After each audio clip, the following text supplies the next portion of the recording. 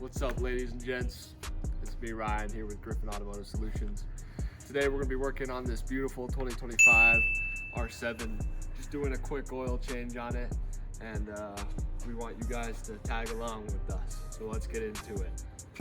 So we're just going to use the mobile Racing 4T oil. Seems this oil is compatible with the Yamahas. We're just going to toss some of this in, about 2.5 quarts. Call it good. Here we got the K&N oil filter. K&N is the only way to go when it comes to oil filters. This will be the model 2041 for the Yamaha R7. Okay, so we're just gonna start off by removing this little bottom fairing piece so that we can easily access the oil filter and the oil drain plug.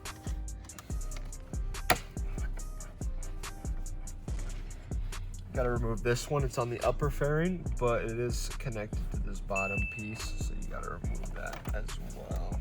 So the last screw is kind of tucked behind this piece, so you are just going to pry this back a little bit. Down here, and stick your screwdriver up in there. You should be able to let it go. There's one screw. There's the other. And then there's one more right here. Break that loose.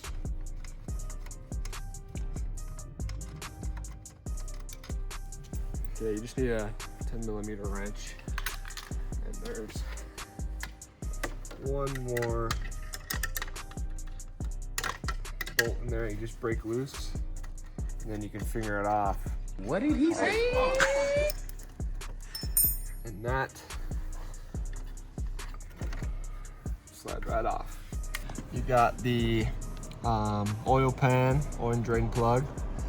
On these Yamahas, it's just reversed. So we are going to put our oil catcher right there. Grab the sockets, 10mm, fits right on there. Be careful not to tip your bike over, but it shouldn't be that bad. Broke it loose. Slide it right off. There you go. Some nice used oil. Some miles on there. Let that drain out for a few minutes. All right, so we're doing an oil filter change on the bike as well. So if you're running the OEM oil filter, it's really hard to just get it off by hand.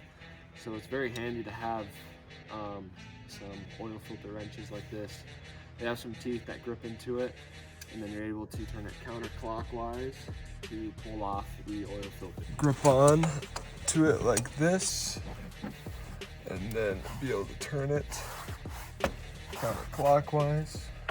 Once you get it started, you can just hand thread it off. You'll see all that extra oil come out. Okay, so the oil's finished draining. It's just dripping a little bit. So we're just gonna put in the oil drain plug again. And then with your socket, you're just gonna give it a nice little snug, just like that. Nothing too crazy. You don't wanna strip out those threads or anything like that. That would be very bad. The nice thing about K&N is they also have the little socket on the end. It's the same size usually as your oil drain plug. One socket fits all, and you can just tighten it right up on there. But you never want to use an oil filter wrench to put back on an oil filter.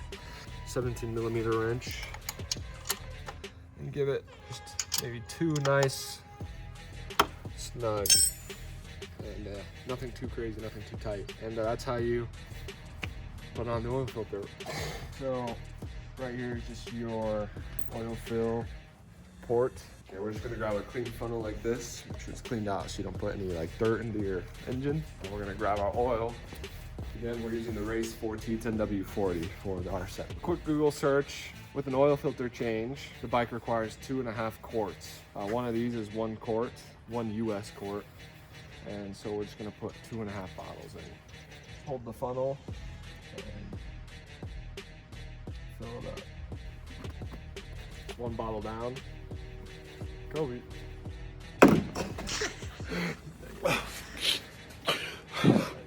Second bottle.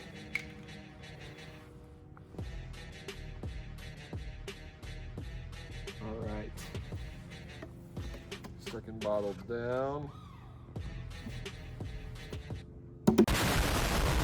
We're on to the third bottle. Now on these, it's kind of nice because the bottle's filled up to about here. You can just kind of see like halfway and call it good.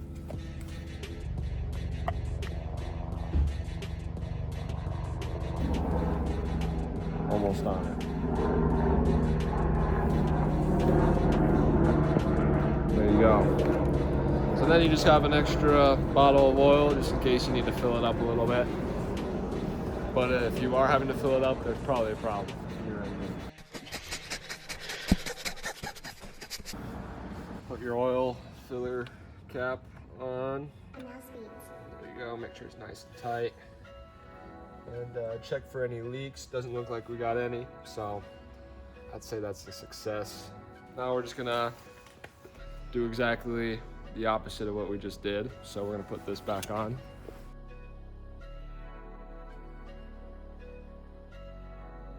Now we got one more bolt left. And